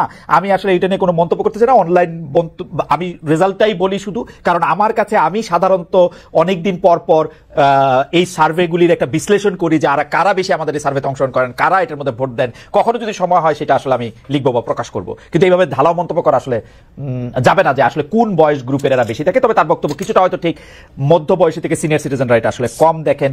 নতুন নির্বাচন হলে বা নির্বাচিত সরকার এলে কি হবে ডক্টর জাহিদুর রহমান? আমরা কি রিলিফটা পাবো? আপনি হয়তো মন্ত্রী হবেন, তারেক সাহেব হয়তো প্রধানমন্ত্রী হবেন, আমাদের কি হবে? মুর্তজা ভাই হয়তো আমেরিকাতে থেকে মানে আরো বড় কিছু হবে, আমরা যারা সাধারণ মানুষ আছে আমাদের কি হবে? না না, আমি বঞ্চিত হচ্ছি না, আমি এখানেই আছি, আমি একই সরগোল করবো। নির্বাচনে কি হয়, নির্বাচন হলে কি হয়, এটা নিয়ে মানে আসলে আমি এই আলাপটা এত বেশি হয়েছে, আমি একাধিক কলাম লিখেছি দেশের গুরুত্বপূর্ণ পত্রিকায়। আমার মনে হয় এখন আমি ইউটিউবে, তখন আমার ইউটিউব ছিল না, একটা বিস্তারিত ভিডিও করব। নির্বাচিত সরকার যদি, এই জায়গাটা খুব ইম্পর্টেন্ট, যদি তার সামনে একটা নির্বাচন দেখে, এটা কন্ডিশন কিন্তু, তাহলে বহু কিছুই সে করে উঠতে পারে না তার অনিচ্ছা হলেও। আমি দুটো সরকারের কথা বলি, 2001-এর বিএনপি সরকার আর 2008-এর আওয়ামী লীগ সরকার। এই দুটো সরকার ভালো নির্বাচনের মাধ্যমে নির্বাচিত, যদিও 8কে অনেকে প্রশ্ন করেন, আমি ছাড় দিলাম। এই দুটো সরকারও কিন্তু ভালো ছিল না। আমাদের 91-96 দুটো সরকার কিন্তু তুলনামূলকভাবে ভালো ছিল। আচ্ছা, এই দুটো সরকার ভালো ছিল না কেন? আমি মনে করি গণতান্ত্রিক বা নির্বাচনী গণতন্ত্রের মধ্যে একটা ফ্রি ফেয়ার ক্রেডিবল ইলেকশন কিন্তু একটা ডেটারেন্ট হিসেবে কাজ করে। 2001-এর বিএনপি সরকারটা ওই সময় তার মানদণ্ডে, আওয়ামী লীগের পর যা করেছে তার সময়ের সাথে হিসাব করলে বিএনপির ওই সরকারটা অসাধারণ ছিল, কিন্তু ওই সময়ের মানদণ্ডে প্রিভিয়াস সরকারগুলোর তুলনায় বিএনপি ভালো সরকার ছিল না। আমার আন্ডারস্ট্যান্ডিং হচ্ছে সেইবারও বিএনপি আসার সামনে একটা ফ্রি ফেয়ার ইলেকশন দেখছিল না। কারণ আমাদের নিশ্চয় মনে আছে, সুপ্রিম কোর্টের বিচারকদের বয়স বৃদ্ধি করে তত্ত্বাবধায়ক সরকার তাদের পছন্দসই একজন হবেন, এই ধরনের একটা পরিস্থিতি তৈরি হয়েছিল। সুতরাং আপনি যখন নির্বাচন দেখছেন না, তখন আপনার চরিত্রের স্খলন হয়। একই কথা আওয়ামী লীগের 8 সালের ক্ষেত্রে আমি বলবো, সেই সরকারটা মোটা দাগে যদি ধরে নিয়ে সুষ্ঠু নির্বাচনে নির্বাচিত হয়েছে, কিন্তু সে জানতো আমি আসলে তত্ত্বাবধায়ক সরকার বাতিল করে দিতে যাচ্ছি। এবং 11 সালে যখন সংবিধান সংশোধন করে সেটা করা হলো, আমরা দেখলাম সেই সরকারটা কি হয়ে গেল। একটা নির্বাচিত সরকার যদি সামনে নির্বাচন দেখে, আমি সবসময় এই শর্তটা যোগ করি, তাহলে না সে চাইলেও অনেক কাজ করে উঠতে পারে না। একটা উদাহরণ দেই, নারীর ভোট লাগবে তো, নারীর ভোট লাগবে, এবং আরবান নারীদের অপিনিয়ন বিল্ডিং এর খুব বড় সুযোগ আছে। নট অনলি দ্যাট, আমাদের মানে এডুকেটেড নারীর বাইরেও বিরাট সংখ্যক নারী গার্মেন্টে কাজ করেন, যারা প্রত্যেকে মানে একেবারে সবাই যে একই রকম ভাবে ইসলামী যে পোশাকের কোড আছে সেটা ফলো করেন না। এদের মধ্যে কিন্তু যখন আতঙ্ক তৈরি হবে, দেখবে একটা সরকার যে আমার ভোট লাগবে, আমি সব সরিয়ে রাখি, সরকারের সদিচ্ছার কথা বাদ দেই, আমার ভোট লাগবে, আমি ওকে অসন্তুষ্ট করতে পারি না, যদি এই বোধ তৈরি হয়, সে সরকার কিন্তু পদক্ষেপ নেবে। জিনিসপত্রের দাম যখন বাড়তে থাকে, তার মাথায় ভোটের চিন্তা। আমি একটু যোগ করি খালেদ ভাই, আমি আগে বলেছি কিনা, আমি কবির সুমনের একটা গানকে কোট করি, ওনার নেতাদেরকে বিদ্রুপ করা নিয়ে একটা গান আছে, হেলিকপ্টার। আমি দর্শকদেরকে বলবো গানটা একটু খুঁজে শুনে দিতে, মানে হেলিকপ্টার নেতা আসছেন মানে নেতাকে বিদ্রুপ করছে। তো ওই জায়গায় একটা বাক্য আছে এরকম, ভোট মানে ভোটের জন্য উনি আসেন, ভোট মানুষের মুখে ব্যালট পেপার, নেতা দেখছেন মানে উনি মানুষকে মানুষ দেখেন না, ব্যালট পেপার দেখেন। আমি বলি বরং ভাই, মানুষকে ব্যালট পেপার দেখাটাও একটা বিরাট অর্জন। আমাদের তো এতদিন আমাদেরকে ব্যালট পেপার হিসাবে দেখা হয় না, আমাদেরকে যদি ব্যালট পেপার হিসাবেও দেখতো, আমাদের জীবন আরো অনেক ভালো হবে। তো ওই ব্যালট পেপারটা প্রযুক্ত হবে ফেয়ারলি, এটা যদি হয় দেশের অনেক সমস্যার সমাধান হবে। এইটুকু বলে যোগ করি, এই যে রিসেন্টলি গত বছর নোবেল পেয়েছেন অ্যাসেমাগ্লো এবং রবিনসন, তাদের ওয়াই নেশনস ফেইল বইটার খুব গুরুত্বপূর্ণ আর্গুমেন্ট হচ্ছে এটা, এবং আমাদের অমর্ত্য সেনেরও অনেক গুরুত্বপূর্ণ কাজ আছে, হাউ একটা ফ্রি ফেয়ার অ্যাকসেপ্টেবল ইলেকশন একটা দেশের সিস্টেমকে পাল্টে দেয়। ওকে, আমি আসলে ডক্টর রহমান আপনার বক্তব্যের সাথে আমি মোটামুটি ভাবে একমত, কিন্তু আমি শুধু একাডেমিক আলোচনার খাতিরে আপনি যেটাকে বলছেন যে 2001 আর 2008 দুইটা বিপরীতমুখী সরকার যারা ইলেকশন দেখতে পাচ্ছিল তাদের অবস্থাটা আপনাকে স্মরণ করায় দেওয়ার জন্য 2001 বিএনপি গভর্নমেন্ট আমি আপনাকে মনে করা দিতে চাই। 2001 বিএনপি গভর্নমেন্ট হচ্ছে গ্যাস চিরতরে রপ্তানি করতে চাইছিল, আমি আর মুর্তজা ভাই সাক্ষী, চিরতরে রপ্তানি করে দিতে চাইছিল হচ্ছে বিবিআনার গ্যাস, পুরোটাই দিল্লিতে রপ্তানি করতে চাইছিল। আমরা তেল গ্যাস বিদ্যুৎ বন্ধ রক্ষা কমিটি করে মুর্তজা ভাই বোধহয় আমি আর মুর্তজা ভাই পাশাপাশি সদস্য 3-4 নম্বর হবো। 21 আগস্ট ছিল 10টা কসম মামলা হয়েছিল, এইটার মধ্যে থেকে সারা দেশে বোমা হামলা হয়েছিল, সিরিজ বোমা হামলা, এবং এক সময় গিয়ে সরকারকে দুর্নীতি এবং আইন শৃঙ্খলা ক্ষেত্রে সম্পূর্ণ ব্যর্থ মনে হচ্ছিল। 2008 পরবর্তী সরকারের কথা বলি, এই সময় সরকার ক্ষমতা আসতে না আসতে বিডিআর কাণ্ডে ছিল, এর মধ্যে সাগর রুনির হত্যাকাণ্ডের মতো এরকম একটা ঘটনা ঘটছিল। মানে সরকার হাইকোর্ট বা আদালত বাতিল করার আগে ওই আদালতের একটা সুতা নাতা ধরে তত্ত্বাবধায়ক সরকার ব্যবস্থা বাতিল করে দিয়েছিল। এরকম আরো 5টা ঘটনা আপনারা মনে করে পরে আমি আবার কমুনে 2008 আওয়ামী লীগ সরকারও যথেষ্ট পরিমাণে যাতাই ছিল। আমি একটু যোগ করি, এই দুইটা সরকারকে আমি খারাপ বলছি কেন, প্লিজ টেক মাই পয়েন্ট। এই দুটো সরকারই তারা ভালো নির্বাচনে নির্বাচিত হয়েছে, কিন্তু এই দুটো সরকারই তাদের সামনে ইলেকশন দেখছিল না। দুইটা সরকারই ফেয়ার ইলেকশন, তারা মনে করছিল ইলেকশনকে তারা তাদের মানে ফেভারে আনতে পারবে। ওকে দেন আপনি খারাপ সরকার, রাইট, তাহলে আপনি ঠিকই বলছেন। আমি মনে করছি আপনি এই দুইটা সরকারকে বলতেছেন যে তারা ইলেকশন দেখতেছিল না। ওকে বরং তাহলে আমি উল্টা বুঝছি, তারা উল্টা বুঝছি। হ্যাঁ, তারা দেখতো যে তাদের সামনে একটা ফ্রি ফেয়ার অ্যাকসেপ্টেবল ইলেকশন হবেই, তাইলে তারা এরকম খারাপ হতো না, তাইলে এরকম খারাপ হতো। রাইট, হ্যাঁ, তাহলে এটা ঠিক আছে। আমি একটু মুর্তজা ভাই আপনার কাছে যাই। মুর্তজা ভাই, আমি আপনার কাছে যাওয়ার আগে হাত দিয়ে ধরে রাখছিলাম যে একটা মন্তব্য পড়ার জন্য খুব পছন্দ হয়েছে মন্তব্যটা একটু পড়ি। সালমান প্রধান তিনি বলছেন 3 রংহীন প্রাণী, উনাদের কি ভূমিকা এই দেশের জন্য? স্বাধীনতার 53 বছর পরে এসে দেশের এই অবস্থা, কামড়াকামড়ি বন্ধ হচ্ছে না, মাঝখান থেকে এই সব সুবিধাবাদী লোকজন কোটি কোটি দেশের টাকা হাতিয়ে নিচ্ছে। আমার ধারণা কোটি টাকার ভাগটা, আমি যেহেতু দেশের বাইরে আছি, কোটি টাকার ভাগটা আপনারা দুজনই পাইছেন এবং মুর্তজা ভাই নিশ্চয়ই অনেক টাকা পয়সা নিয়েও আসবেন। টাকা বাইরে যায়। হ্যাঁ, আচ্ছা, তাহলে আমিও খোঁজ করলে নিশ্চয়ই পাবো, কিন্তু আমি কোশ্চেনটা করে রাখি, জোকস অ্যাপার্ট। এটা হচ্ছে যে আমাদের একজন দর্শকদের মন্তব্য যে আমরা 3 জন রংহীন মানুষ, কিন্তু জাহেদের রং তো একটু বোঝা উচিত। জাহেদ খুব নির্বাচন চাইতেছে, জাহেদ কিন্তু খুব প্রো নির্বাচন, আর মুর্তজা ভাই তো সরকারের পক্ষে, মুর্তজা ভাইও রংহীন না, সুতরাং এটা একটা ভুল হয়েছে মনে হয়। যাই হোক, আমি মুর্তজা ভাই আপনার কাছে প্রশ্ন করতে চাই যে বিবিসি বাংলা সাক্ষাৎকার আমাদের প্রধান উপদেষ্টা বললেন যে ভারতের সঙ্গে সম্পর্ক আমাদের খুব ভালো, কিন্তু ভারত থেকে বারবার সরাসরি বলা হচ্ছে নির্বাচিত সরকার না এলে সম্পর্কটা স্বাভাবিক হবে না। ভারত বাংলাদেশের বারবার নিরাপত্তা পরিস্থিতি, সংখ্যালঘু নিপীড়ন, অংশগ্রহণমূলক নির্বাচনের কথা বলছে। শেখ হাসিনার বা আওয়ামী লীগের পাশেই কি থাকছে ভারত? মানে আপনার বিশ্লেষণটা আসলে কি? এখানে আমি ভারতকে আমি যেভাবে দেখতে চাইতাম বা ভারতের খোঁজ খবর রাখি, আমি আমাদের কথা যেটা জায়েদ ভাই বললেন, আমার মেয়ে কলকাতার মমতা, সাউথে কি হয়, আমি মোটামুটি ভাবে একটা খোঁজ খবর রাখার চেষ্টা করি এবং ভারতের আমলাতন্ত্র, ভারতের পলিটিশিয়ান, এদেরকে জানার এবং বোঝার চেষ্টা করি। আমি এদেরকে নিয়ে মোটামুটি একটা উচ্চ ধারণা পোষণ করতাম। ভারতের গোয়েন্দা সংস্থার প্রতি আমার এক ধরনের উচ্চ ধারণা ছিল, কিন্তু এই বাংলাদেশের এবারের গণ অভ্যুত্থানের পরে ভারতের যে অবস্থান আমি দেখলাম, তো ভারত কেমন যেন সবকিছুতে একেবারে তালগোল পাকিয়ে ফেললো। ভারত যেন কোথাও কোনো কুলকিনারা পাচ্ছে না। ভারত একটা জাহাজে ছিল, হঠাৎ করে যে একটা ঝড় আসলো এবং সেই ঝড়ে জাহাজটা ডুবে গেল, ভারত সেই ঝড়ের কোনো পূর্বাভাস আগে থেকে পেল না। এরকম একটা অবস্থায় ভারত কেমন যেন এমন একটা মানে ইম্যাচিউর আচরণ করছে, অপরিপক্ক আচরণ। এটা কি হইতে পারে? আপনি আরো বেশি জানবেন, এটা কি হইতে পারে যে প্রফেসর ইউনূসকে একরকম সমর্থনই করে গেছে ভারত আসলে? মানে প্রফেসর ইউনূসের সরকারকে, যেমন শেখ হাসিনাকে বন্দী করে রাখছে ভারতে, আসতে দিতেছে না তো, নড়তেও দেয় না, আসতেও দেয় না, ছবিও তুলতে দেয় না। শেখ হাসিনা আসতে চাইলে আসতে দিবে, শেখ হাসিনা আসতে চায় না, শেখ হাসিনার আসার সেই সাহস নাই ভাই। শেখ হাসিনা জাতিসংঘের হিসাব অনুযায়ী কম পক্ষে 1400 মানুষকে হত্যা করে পালিয়েছে। তো এই 1400 মানুষকে হত্যা করে পালিয়েছে। শেখ হাসিনা আবার তখনই আসবে যখন এসে শেখ হাসিনা আবার 14,000 মানুষ হত্যা করার মতো শক্তি নিয়ে আসতে পারবে। তো সেই শক্তির আপাতত কোনো সম্ভাবনা নাই, সেই কারণে আসবে না।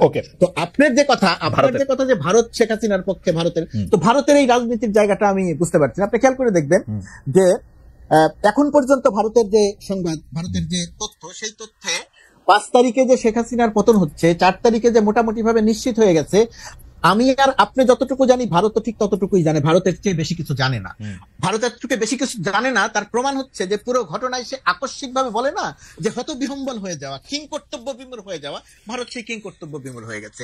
এখন ভারত এতদিন পর্যন্ত বলতো যে বাংলাদেশের নির্বাচন অভ্যন্তরীণ বিষয়, পররাষ্ট্র সচিবকে পাঠিয়ে দিত, এরশাদকে নিয়ে যায়, এরশাদকে বোঝাও, সেই জন্য নির্বাচনে আসে। ডিজিএফআই এরশাদকে হাসপাতালে ভর্তি করবে, সেই নেতৃত্বের সঙ্গেও ভারতের একটা অবস্থান থাকতো। আর এখন ভারত প্রতিদিন বলে যে বাংলাদেশে একটা ইনক্লুসিভ নির্বাচন লাগবে, নির্বাচিত সরকারের সঙ্গেই সম্পর্ক তৈরি হবে। এটার মানেটা হচ্ছে যে শেখ হাসিনার পতন এবং সেই পতনের পরে ডক্টর ইউনূসের ক্ষমতা নেওয়া, বা এখানে যে একটা বিপ্লব হয়েছে, এখানে যে একটা গণ অভ্যুত্থান হয়েছে, এইটা ভারত কোনো অবস্থাতেই মানতে পারে না। মুর্তজা ভাই, আমি আসলে এই প্রশ্নের লেসটা একটু ডক্টর রহমানের কাছেও জানতে চাই, জাহিদুর রহমানের কাছেও জানতে চাই যে ইনক্লুসিভ ইলেকশন হলে অসুবিধা কি? মানে আওয়ামী লীগ মানে এখন আরেকটা দেশ যখন আরেকটা দেশের নিয়ে কথা বলে ইনক্লুসিভ ইলেকশন ছাড়া বলবে কি? দেখেন ইলেকশন তো ইনক্লুসিভই হতে হবে। আমিও চাই ইলেকশনটা ইনক্লুসিভই হবে, সব দল অংশ নিবে। এখন বিষয়টা হচ্ছে তাহলে কি আমি বলতেছি যে আওয়ামী লীগ অংশ নিবে? আওয়ামী লীগ অংশ নিবে কি নিবে না সেটা পরের আলোচনা।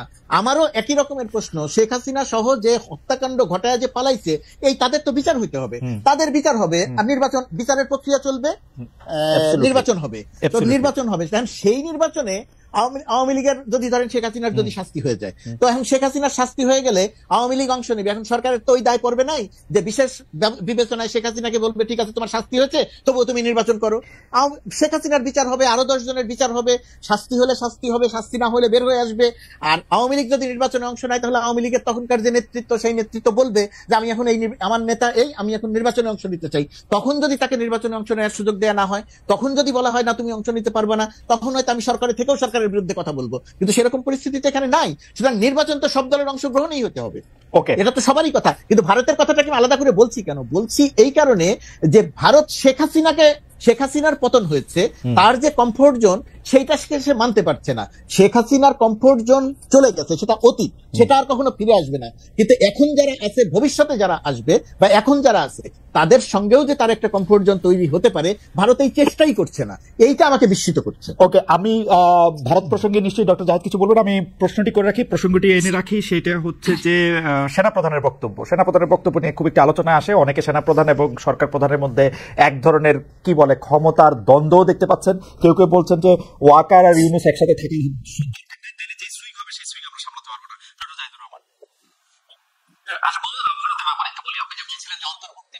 সমস্যা কি আছে, মানে কিছুটা সমস্যা তো আছে। আবার যেহেতু ইন্টারন্যাশনাল পলিটিক্স এবং জিও পলিটিক্স এর একজন মোটামুটি মনোযোগী ছাত্র আমি, তাই আবার অবাকও হই না। আসলে একটা দেশের তেমন কোনো পলিসি নাই। আমাদের একটু খটকা লাগে বা খারাপ লাগে, আমরা মানুষ তো দিনের শেষে। মানে বাংলাদেশ সম্পর্কে শেখ হাসিনার কালে যখন ভারতকে জিজ্ঞেস করা হতো, ভারত গণতান্ত্রিক বা অন্তর্ভুক্তিমূলক নির্বাচন এগুলো কোনোদিনও বলে নাই। ভারত স্থিতিশীল, শান্তিপূর্ণ উন্নয়ন করছে, এরকম তারা নিজেদেরকে কারেক্ট করছে। একদম, আসলে এটাই ঘটে। আমি ওই প্রায় বলতাম যখন আসলেই কিন্তু গত 15 বছরে বারবার বিএনপি জামাত ইলেকশনে অংশ নিতে পারবে কিনা এই প্রসঙ্গটা ধরে বা ইঙ্গিতে করে ভারতকে যখন এই প্রশ্ন করা হইতো, ভারত বলতে এটা তাদের নিজেদের ব্যাপার। এখন আসে হচ্ছে যে অন্তর্ভুক্তি বলে প্রশ্ন। এখন তারা ভালো হয়েছে এটা তারা চাইতো যে তার বারবার বলতো স্থিতিশীল, মানে শেখ হাসিনার মতো একটা বিভৎস ডিক্টেটরও যদি বাংলাদেশকে অ্যাপারেন্টলি স্থিতিশীল, মানে ভারতের কাছে স্থিতিশীল মানে হচ্ছে ভারতের স্লেভ করে রাখা যাবে, সেটাই তারা পছন্দ করেছে। এটা এই কারণে একটু খটকার ব্যাপার আছে আর কি। তো আবার এটাও সত্য, প্রত্যেকটা দেশ তার স্বার্থের মতো। আমি একটু যোগ করে লোভ সামলাতে পারছিলাম, যখন আমেরিকা বাংলাদেশে গণতান্ত্রিক ব্যবস্থা, বিশেষ করে নির্বাচন ভালো করার জন্য চাপ দিচ্ছিল 2022-23 এই সময়গুলোতে, তখন আমি প্রায় বলতাম এটা আসলে কেন আমরা তার পক্ষে বা আমরা কেন মনে করছি, ওর সাথে আমার স্বার্থটা তখন মিলছে। এই আমেরিকায় 60-70 ডিক্টেটরকে পেট্রোনাইজ করতো, মানে এই মাটিতে আইয়ুব খান কেন এসেছিল আসলে, কারণ আমেরিকা পেট্রোনাইজ করেছে। সে চেয়েছে ডিক্টেটর থাকলে, গণতান্ত্রিক ব্যবস্থা না থাকলে কমিউনিজম মাথা চাড়া দিতে পারে না, কারণ তখন ইয়াংরা প্রচুর কমিউনিস্ট হয়ে উঠছিল। আর এখন আমেরিকা দেখছে যদি ডিক্টেটর থাকে সে রাদার চায়নার দিকে চলে যায়, সুতরাং এখন সে তার গণতন্ত্র যে ব্যবস্থা, আমি বাইডেন ডক্ট্রিনের কথা বলছি, তো এই ব্যাপারগুলো স্বার্থের সাথে, সুতরাং এগুলো পাল্টাতেই পারে, সেটা ঠিক আছে। কিন্তু ওই যে বললাম, ভারতের ক্ষেত্রে সমস্যাটা অন্য একটা জায়গায়। ভারত আসলে জেনুইনলি ফিল করছে না। আমি যদি কম্পেয়ার করি চায়নার সাথে, চায়নাও কি শেখ হাসিনার পক্ষে ছিল না? 2018 সালে সোনার নৌকা ছিল না, কিন্তু চায়নাকে দেখেন, সে খুব দ্রুত হাসিনা যে পরাজিত এবং হাসিনা যে একটা লায়াবিলিটি, নতুন যে শক্তিটা এখন আসছে সামনে বাংলাদেশের পলিটিক্যাল স্ফিয়ারে, এই হাসিনা বিরোধী যে শক্তিটা কাজ করবে তার সাথে সেই সম্পর্ক তৈরি করার জন্য সর্বোচ্চ চেষ্টা করছে। ঠিক এই জায়গাটাতেই হয়তো প্রবলেম। আমরা বলছি না চায়না হতে হবে, হাসিনাকে হাতে তুলে দিতে হবে, আমি জানি ভারত এটা অ্যাফোর্ড করতে পারে না, কিন্তু আমাদের সাথে একটা ওয়ার্কিং রিলেশনশিপ তৈরির মতো যখন চেষ্টা করে না এবং অন্তর্ভুক্তিমূলক বলার মাধ্যমে যখন আওয়ামী লীগকে সে পুনর্বাসনের একরকম চেষ্টা হচ্ছে বলে মনে হয়, সেটা মানুষের কাছে খারাপ লাগে। সেটা এভাবে একটু সেনাপ্রধান প্রসঙ্গে একটু আসবেন কিনা? আজকে অনেক মানে যদিও তারাবির নামাজ চলতেছে, আমাদের অনুষ্ঠানটা 9টায় না হওয়ার ব্যাপারে অনেকে 10টায় করতে বলছিলেন, কিন্তু আসলে বারবার অনুষ্ঠানের সময় চেঞ্জ না করে, তবু আমরা এটা ভাবতেছি, আমরা এটা করবো, এটার জন্য বলে রাখতেছি। কিন্তু অনেক দর্শক আসলে দেখতেছেন, খুবই ইন্টারেস্টিং মন্তব্য করতেছেন, পড়ার লোভ সামলাতে পারতেছি না। এখন পড়াটা ঠিক হবে কিনা এটা বুঝতে পারতেছি না। যাই হোক, একটু পড়িয়ে ফেলি। আব্দুল কবির মোল্লা, ভারত বাংলাদেশকে স্যাংশন দিয়ে রেখেছে 5 তারিখের পর, এই ব্যাপারটা 3 পণ্ডিত বুঝতে পারছেন না, তাহলে তারা কি আন্ডার সাংবাদিক? ইন্টারেস্টিং। আমি সাংবাদিক না।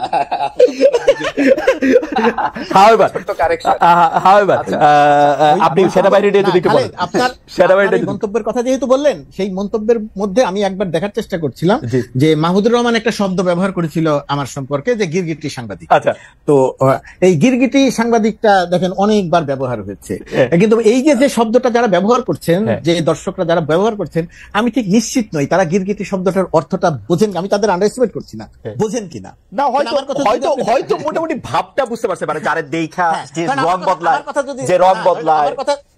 আমার কথা যদি আপনি দেখেন, দেন কোন দর্শকের পক্ষে এটা বোঝা খুব কঠিন। আমার রং যে আমি বদলেছি, এইটা ভাবার কোনো কারণ নাই, আমি কোনো রং বদলাই নাই। উল্টো মাহমুদুর রহমান লিখেছিলেন, মাহমুদুর রহমান 2007-8 সালের সময়, যে সময় তিনি বিনিয়োগ বোর্ডের চেয়ারম্যান ছিলেন, যে সময় তিনি উপদেষ্টা বা প্রতিমন্ত্রী ছিলেন, তখন তিনি ছিলেন ভারতের টাটার সবচেয়ে কাছের লোক, আর এখন তিনি সবচেয়ে বড় ভারত বিরোধী।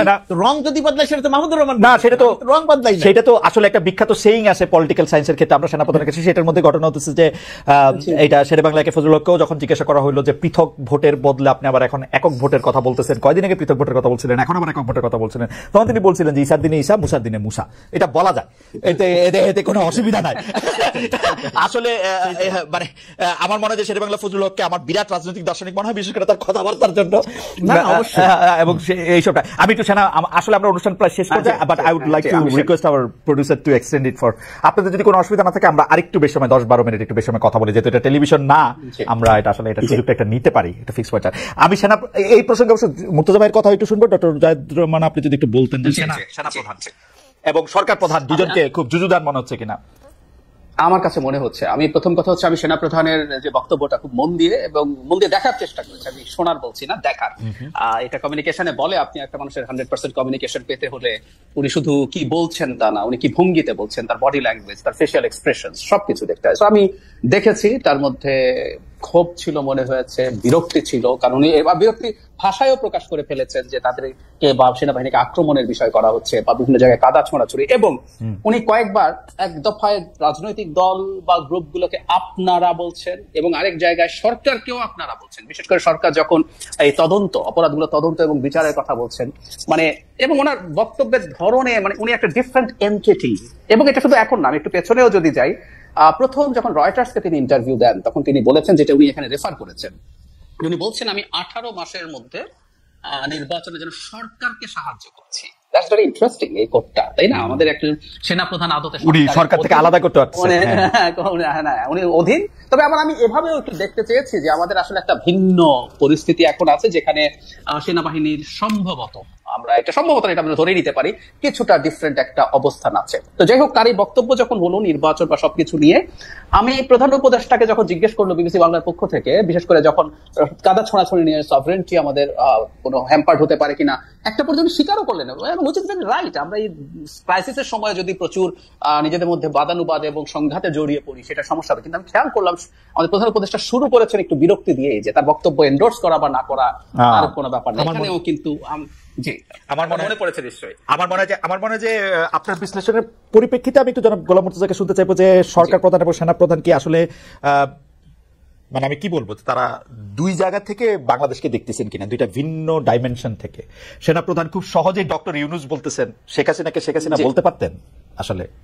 এই যে সেনাপ্রধানের যে বক্তব্যের যে ব্যাখ্যাটা বা যে কথাটা আপনি করলেন বা যে ব্যাখ্যাটা জাহিদ ভাই দিলেন, এই জায়গাটাতে এটা ভাবার খুব বড়ভাবেই সুযোগ আছে যে দেখেন সরকারের অংশ সেনাবাহিনী না, স্বাভাবিকভাবে সেনাবাহিনীর জায়গায়, এটা একটা ব্যাপার। আর এর বাইরে সামগ্রিকভাবে বাংলাদেশ, সেই বাংলাদেশের একজন প্রধানমন্ত্রী বা প্রধান উপদেষ্টা, তার আওতায় তো সবাই, সেনাবাহিনী তো তার বাইরে না, সেনাবাহিনী তো তার ভেতরে। সুতরাং সেরকম একটা জায়গা থেকে সেনাপ্রধান যখন ওই বাচন ভঙ্গিতে যখন বোল্ডলি বলেন 18 মাসের মধ্যে নির্বাচন, আপনারা এটা পারছেন না, আপনারা হানাহানি করছেন, আমার কাছে মনে হয় যে সেনাপ্রধান এই কথাটা বলতে গিয়ে সেনাবাহিনীকে এবং সেনাবাহিনী প্রধান নিজেকে একেবারে সম্পূর্ণ সবকিছু থেকে আলাদা করে তারপরে কথা বলছে। কিন্তু বিষয়টা তো তা নয়। বাংলাদেশের যে 16 বছরের শাসন, বাংলাদেশের যে 16 বছরের সন্ত্রাসী শাসন, সেই সন্ত্রাসী শাসনের সঙ্গে কি সেনাবাহিনীর একটা সম্পর্ক ছিল না?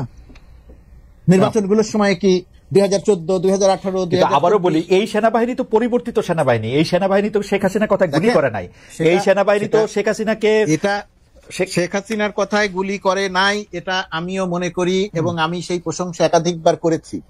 একই সঙ্গে এটাও আমাদের মনে রাখতে হবে যে সেনাবাহিনী যখন মাঠে নামে প্রথম 1 দিন 2 দিন, কমপক্ষে 1 দিন সেনাবাহিনীও গুলি করেছে, সেনাবাহিনীর গুলিতেও মানুষ মারা গেছে সংখ্যায় কম, তারপরে গিয়ে সেনাবাহিনী গুলি করে নাই, এর জন্য সেনাবাহিনী প্রশংসিত হয়েছে। আপনি দেখবেন ছাত্র জনতা রাস্তায় নেমেছে, সেনাবাহিনীকে নিয়ে উল্লাস করেছে। এখন এই উল্লাসের পাশে সেনাপ্রধান এই কথা বলার পরে এবং জাতিসংঘের মানবাধিকার হাই কমিশনার যখন কথা বললেন যে আমরা সেনাবাহিনীকে বলেছিলাম যদি এখানে শক্তি প্রয়োগ করতে আসা হয় তাহলে আর শান্তি মিশনে নিয়োগ পাবে কি পাবে না, এরকম একটা বক্তব্য যখন আসলো, আপনার কাছে মনে হয় না যে ভলকার টুর্ক আসলে এই কথাটা যখন বলেছেন তখন তিনি আসলে সত্য গ্রাউন্ডটা দেখেছেন কিনা? বাংলাদেশ যদি এখন বলে আমরা শান্তিরক্ষা মিশনের ট্রুপ পাঠাবো না, বিপদে শান্তিরক্ষা মিশন পড়বে, পৃথিবীর খুব কম বেশি ওরকম একটা কঠিন অ্যাসাইনমেন্টে তাদের সোলজারে পাঠায় এবং এত বেশি বেতনও কিন্তু দেয় না। মুর্তজা ভাই, এত বেশি বেতন এটার খালেদ, এটার দুইটা দিক আছে। বাংলাদেশ ছাড়া, বাংলাদেশ যে পরিমাণ, যে সংখ্যায় শান্তি মিশনে যায়, এখন পর্যন্ত জাতিসংঘের কাছে এর কোনো বিকল্প নাই। বাংলাদেশ না গেলে নিঃসন্দেহে বিপদে পড়বে, নাই বিপদে, একটা দিক। আরেকটা দিক হচ্ছে এই শান্তি মিশনে যাওয়ার ক্ষেত্রে একেবারে সিপাহী থেকে শুরু করে উপর পর্যন্ত যেভাবে আছে, এবং আপনি যেটা বলছেন যে অনেক টাকা দেয় না, সামগ্রিকভাবে যে বেতন, যে সুযোগ সুবিধা, তার চেয়ে অনেক বেশি টাকা পাওয়া যায়, জীবনের ঝুঁকি নিয়ে মানুষ সেখানে যায়। সেই কারণে শান্তি মিশনে যাওয়াটা আমাদের সামরিক বাহিনীর এখন একটা বড় জায়গা। সুতরাং সবাই প্রত্যাশা করে যে আমি সেই জায়গাতে যাব। সেটা যদি হঠাৎ করে বন্ধ হয়ে যায়, জাতিসংঘ কি বিপদে পড়বে সেটা একটি দিক, দেশের ভেতরে তার একটা প্রতিক্রিয়া হবে। না, আমি শুধু ব্যাপারটা বলতে চাইছিলাম যে জাতিসংঘের কোনো কর্মকর্তার হাতে ওই কার্ডটাই নাই, এটা আমি ফর শিওর জানি, কারণ ডয়েচে ভেলেতে যখন এই লাস্ট ওই রিপোর্টটা করা হয় তখন স্পেসিফিক প্রশ্ন করা হয়েছিল যে ওরা জাতিসংঘের থেকে গেলে ওরা এটা করতে পারবে কিনা, তারা কিন্তু এটা বলছে যে আমাদের তো এই সুযোগ নাই। বাংলাদেশের শেখ হাসিনার আর্মি অন্যায় করতেছে, র‍্যাব করতেছে, আয়নাগর করতেছে। এই আলোচনাটা অন্যদিকে চলে গেল, বাট আমি ওই ডয়েচে ভেলের যে রিপোর্টের কথা বলছেন এবং আমি নিজেও পুরো ব্যাপারটা জানি, আপনার সঙ্গে আমি একমত। কিন্তু আমি যেটা বলছি, যদি কোনোভাবে এই প্রসঙ্গটা আসে তাহলে দেশের ভেতরেও একটা প্রতিক্রিয়া হবে, আমি শুধু সেইটা বলার চেষ্টা করি। ওকে, আমার মনে হয় আপনার পয়েন্ট ঠিক আছে, ঠিক আছে। আর এই কারণেই সেনাপ্রধান যে কথা বলেছেন সেই কথার একই সঙ্গে তার সেই কথার অনেক প্রশংসার জায়গা আছে, আবার একই সঙ্গে তার কথা নিয়ে নানা রকমের আলোচনারও ব্যাপার আছে। বিশেষ করে সরকারের সঙ্গে বা সরকারের বাইরে থেকে তিনি সরকারকে ডমিনেট করছেন কিনা কোনো কোনো সময়, এই ব্যাপারগুলো আছে। যেমন ওই সময় ধরেন আরেকটা জিনিস খুব গুরুত্ব দিয়ে আলোচনা হয়েছিল, সেনাপ্রধান যে দায়িত্ব নিয়ে যে বোল্ডলি কথা বললেন, সেনাপ্রধান যদি একবার শুধু বলতেন যে 626 জন ক্যান্টনমেন্টে আশ্রয় নিয়েছিল, সেই 626 জন গেল কোথায়? আমার কাছে মনে হয় আমার মনে হয় যে মুর্তজা ভাই, আমরা সেনাপ্রধানকে এটা অন্ততপক্ষে 10 বার 5 বার সেনাপ্রধান তো আর আমাদের সাথে কথা বলেন নাই, যাদের সাথে কথা বলেছেন তারাও আসলে চেষ্টা করেছেন, এটা বলতে চেষ্টা করেছেন, কিন্তু সরকার প্রধানেরও কিন্তু ব্যাখ্যা দেওয়া উচিত এই 626 জন, কারণ সেনাপ্রধান তার অধীনে চাকরি করেন। সরকার প্রধানও কিন্তু এটা নিয়ে কোনো কথা বলেন নাই আর কি, এই পর্যন্ত আমরা দেখি। আমার কাছে এইটা নিয়ে 2 পয়সা হলো, আমি শেষ প্রসঙ্গে চলে আসছি, এটা নিয়ে 2 পয়সা হচ্ছে ডক্টর মানে সরকার প্রধানকে এরকম মনে হচ্ছে বলেই সেনাপ্রধানকে একটু অমিত বিক্রম মনে হচ্ছে কিনা সেটাও একটু দেখার জিনিস। যাই হোক, আমি একটু ডক্টর জাহিদুর রহমানের কাছে শেষ প্রসঙ্গে আসি, যেটা ডক্টর জাহিদুর রহমানের কাছ থেকে আমরা শুনে এক লাইন আবার মুর্তজা ভাইয়ের কাছেও শুনবো। সেটি হচ্ছে বিচার ও সংস্কার পেছানোর রাজনীতি করবেন না, যেটা হচ্ছে জনাব নাহিদ ইসলামের আহ্বান, সাবেক উপদেষ্টা, বর্তমানে এনসিপির প্রধান।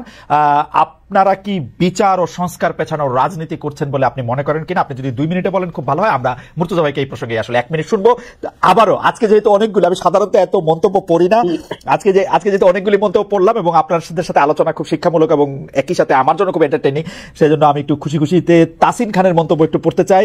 উনি বলছেন, কি সুন্দর আনন্দ আড্ডা হচ্ছে, হাহা হিহি, আর আমরা গরিবরা সন্ধ্যার পর বের হবো কিনা ভাবতে ভাবতে 10টা বেজে যাচ্ছে। এই হাহা হিহি মানে আমারে পাছে সহজে বোঝো, তাই তো এত লীলার ছল, বাহিরে যার হাসির ছটা, ভিতরে তার চোখের জল। যাযাবর লিখেছিলেন ওই ইয়েটার মধ্যে। যাই হোক, আমরা একটু ডক্টর জাহিদুর রহমানের কাছে যাই। আমি হাসি নিয়ে একটা কথা একটু বলি, সেটা হচ্ছে আমরা অনেক সুখে আছি সবাই তা না, তবে একটা কথা সত্য, মানে এখন অনেকে মন্তব্য করছেন, আমি এভাবে বলার জন্য দুঃখিত। দীর্ঘ একটা ট্র্যাক রেকর্ড আমাদের তো আছে। আমি 11 সাল থেকে স্মরণ করতে পারি যখন সংবিধান সংশোধন করেছে বাংলাদেশে থেকে আমরা ফাইট করার চেষ্টা করেছি, প্রতি মুহূর্ত টেনশনে ছিল। সো এখন না, আমি অনেককে ফান করে বলতে শুনি, কিন্তু ফান না, আমাদের কোনো কষ্ট যদি আসে, যদি চিন্তা করি আপা নাই, আপা পালিয়েছেন, এটা ইটসেলফ একটা অসাধারণ আনন্দের ব্যাপার। দাদা শুধু টেনশন না জাহেদ, মুর্তজা মনে থাকবে, টেনশনের পাশাপাশি আছে গ্লানি, পচানো, সর্বোচ্চ পর্যায় থেকে এরকম করে কথা বলা, পেঁচিয়ে পেঁচিয়ে আমাদের প্রশ্ন করে, স্বাভাবিক সাধারণ প্রশ্ন, কেউ মানে অসম্ভব গ্লানি। কিন্তু যাই হোক, একদম আমি এখন ওই যেটা বলছেন তাদের রাজনীতির ব্যাপারে দুটো ব্যাপার, সেটা হলো সংস্কার, বিচার। প্রথম কথা হচ্ছে বিচার, এটা আমি মানতে প্রস্তুত। শেখ হাসিনা এবং তার সাঙ্গপাঙ্গদের যদি বিচার আমরা বাংলাদেশে করতে না পারি, সেটা এই সরকারের সময় আসলে হবে না। এই সরকার যে টাইমলাইন দিয়েছে তাতে আসলে আমি মনে করি ফার্স্ট ভার্ডিক্টটাও আসবেন, আমাদের চিফ প্রসিকিউটর যতই বলুক না কেন। আচ্ছা, যদি আসেও, কিন্তু আমি হচ্ছে এদের বিচার যদি করা না যায়, বাংলাদেশ রাষ্ট্র হিসাবে আর কারো বিচার করার কোনো অধিকার রাখে না, আমি একদম সিরিয়াসলি মনে করি। ফলে এই বিচার এখন না, পরবর্তী সরকারও যদি সেটা কন্টিনিউ না করে, আমরা সেটা নিয়েও নিশ্চিত ভাবে কথা বলবো। এবং আজকে এখানে দর্শক যারা আছেন তাদেরকে সাক্ষী রেখে বলছি, পরবর্তীতে নির্বাচিত সরকার যদি এটা গড়িমসি করে, perhaps I will be the first person, আমি এটার বিরুদ্ধে দাঁড়াবো। ওকে, তো সুতরাং এটাকে নির্বাচনের সাথে জোড়ানোর দরকার নেই। সংস্কার নিয়ে আমি একটা কথা বলি, আমি নিজে একটা সংস্কার কমিশনের সদস্য ছিলাম, আমি এসব সংস্কারের আশা আর খুব বেশি দেখি না। কেন? সরকারটা নানা ক্ষেত্রে এত ব্যর্থতার পরিচয় দিয়েছে এবং এত দুর্বল হয়ে গেছে। সরকার যদি একটা শক্ত জমির উপরে দাঁড়াতে পারতো, আমি সরি, কেউ বলতে পারেন যে না বিএনপি সংস্কার নিয়ে ন্যূনতম সংস্কারের কথা বলছেন, তারা কেন চাইছেন না? আমি রাদার মনে করি আসলে রাজনীতি এভাবে কাজ করে, রাজনীতি কাজ করে কোন দল কিভাবে অবস্থায়। বিএনপি এখন দেখছে মাঠে তার অবস্থান অনেক বেশি শক্তিশালী, সরকার দুর্বল। এবং আমি বহু মানুষকে দেখছি নির্বাচন চাইতে, এটা শুধুমাত্র খুবই খেটে খাওয়া মানুষের সংকট হয়েছে তা না। আমি ব্যক্তিগতভাবে কয়েকজন ব্যবসায়ী আমাকে বলেছেন যে তারা আর পেরে উঠছেন না, নির্বাচন ছাড়া অর্থনীতি ভালো হবে না। আমার মনে হয় না সংস্কার খুব বেশি কিছু হতে যাচ্ছে। ব্যবসায়ীদের বলার মধ্যে অবশ্য নানা ধরনের কাহিনী থাকে, নির্বাচন ছাড়া অর্থনীতি ভালো হবে না, কারণ তারেক সাহেব আমাকে চিনে। হবে না খালেদ ভাই, আমাদের ওই সুযোগ নাই। আসলে অর্থনীতির খুব বেসিক কি এটা, আমি মেনে নিলাম, আমি রসিকতা করতেছিলাম, মেনে নিলাম। আপনি যদি 1 মিনিট বলেন, আমরা আসলে সময় পার হয়ে গেছি। আবারও একটা দর্শক মন্তব্য আপনাদের শোনাই। সাদাত বলছেন, আগে আওয়ামী লীগ ভোট দিতে চাইতো না, এখন নতুন দলে ভোট দিতে চায় না, কেন জানি মনে হচ্ছে। ভাই এই আপনি যে সংস্কার এবং বিচারের জায়গা থেকে রাজনীতি করা প্রসঙ্গে আপনি যদি 2টা লাইন বলেন আমাদের। প্রথমত কথা নতুন দল নির্বাচন দিতে চাইছে না বলে আওয়ামী লীগের সঙ্গে মিলানো, এত সরলীকরণ করার কোনো সুযোগ নেই, এই বক্তব্যটা সঠিক নয় প্রথমত। দ্বিতীয়ত কথা, আরেকজনের যে মন্তব্য করলেন আমরা হাসাহাসি করছি, রসিকতা করছি, এই হাসাহাসি বা রসিকতা করার একটা পরিবেশ তৈরি হয়েছে দেশে, এটা আমাদের সবাইকে স্বীকার করতে হবে, বুঝতে হবে। ওই ভদ্রলোক যিনি মন্তব্য করছেন, তিনি যে নির্দ্বিধায় মন্তব্য করতে পারছেন, আমাদেরকেও যে গালাগালি করতে পারছেন, ডক্টর ইউনূসকে গালাগালি করতে পারছেন, তার কারণ তিনি জানেন যে তার গুম হওয়ার আর কোনো সম্ভাবনা নাই, কারণ তিনি জানেন। এখন আমাকে আবার আমার শিক্ষকের মতো ফেসিবাদের দালাল বলেন না, কারণ আমি যেহেতু এই মন্তব্যগুলি পর্যবেক্ষণ করতাম, সেটা আমি কিন্তু দেখতাম শেখ হাসিনা প্রচুর গালি খাইতো অনলাইনে, মানে আমার মন্তব্যের মধ্যে, মানে কিন্তু সেই সময় নামগুলি লুকাইতে হইতো, এবং সেই গালির একটা বড় অংশ গালিটা দিত দেশের বাইরে থেকে, দেশের ভেতরে থেকে গালি দেওয়ার সংখ্যা অনেক কম ছিল। আমি যখন একটা টেলিভিশনে শো করতাম, টেলিভিশন শো করে রাতে 1টার সময় বের হওয়ার পরে আমি কোনোদিন একা মাইক্রোবাসে উঠতাম না, আমার সঙ্গে আরো 1-2জন থাকতে হতো, কারণ আমি জানতাম যে কোনো সময় যে কোনো কিছু ঘটতে পারে। আমি রাতে ঘুমাতে পারতাম না, একটা ছোট্ট একটা গেটে শব্দ হলে আমার কাছে মনে হতো যে র্যাব চলে আসলো কিনা, তুলে নিয়ে যাওয়ার মতো অবস্থা তৈরি হলো কিনা। বাংলাদেশে এখন অনেক আতঙ্ক আছে।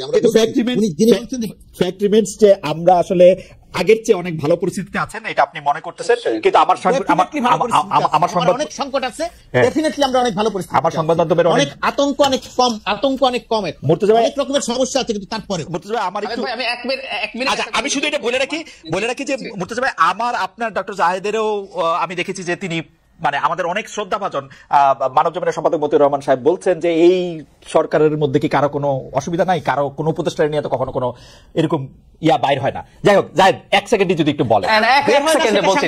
বের হয় না সেটা সাংবাদিকদের ব্যর্থতা, যেটা সম্পাদকের ব্যর্থতা। যিনি বলছেন তারও ব্যর্থতা হতে পারে, আমারও ব্যর্থতা হতে পারে। আচ্ছা ঠিক আছে, আমি জাস্ট দুইটা বাক্য বলে এখানে ভাই, সেটা হলো শেখ হাসিনা নাই, আমাদের প্রধান ব্যারিয়ারটা আমরা সরিয়েছি, আমরা এবার ডিবেট করব, মাঝে মাঝে ঝগড়াঝাটি করব, এই দেশটাকে আমরা ঠিক করবই ফর শিওর। ওকে, আমরাও আশা করি যে এই দেশটা ঠিক হবে এবং আমাদের দর্শকদের মধ্যে যারা খুব রেগে আছেন, খুব বকাবকি করছেন, তাদের মনের মধ্যে আসলে শান্তি প্রকাশ করবে। আপনাদের যদি কোনো কারণে একটু কষ্ট লেগে থাকে নিশ্চয়ই আপনি এটার মধ্যে এটা বলবেন। আমি আপনাদেরকে অনেক ধন্যবাদ।